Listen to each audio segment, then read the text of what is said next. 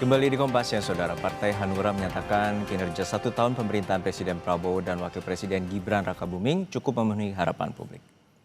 Hal ini disampaikan Ketua Umum Partai Hanura, Usman Sabtaodang, saat mengukuhkan kepengurusan DPD Hanura Sumatera Barat periode 2025-2030 di Kota Padang Minggu sore.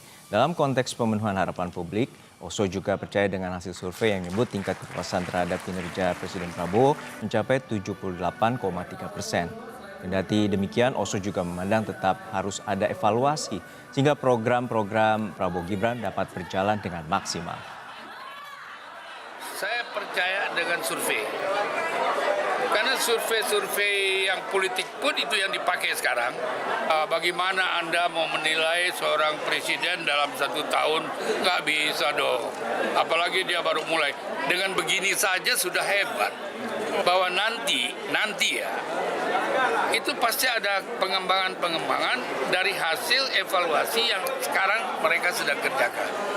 Jadi kita jangan berandai-andai, tapi fakta nanti yang menentukan.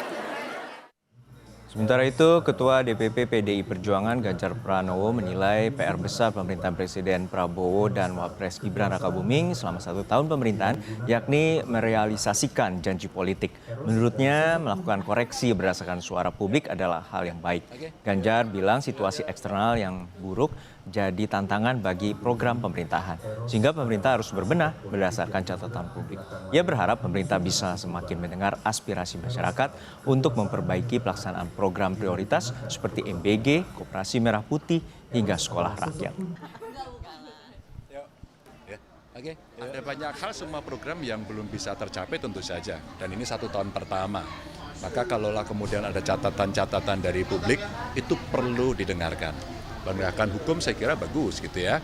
Catatan-catatan kemarin terkait dengan program-program prioritas, apakah itu MBG, Koperasi Merah Putih, sekolah rakyat yang memang cukup masif perlu mendapatkan pengawasan yang ekstra.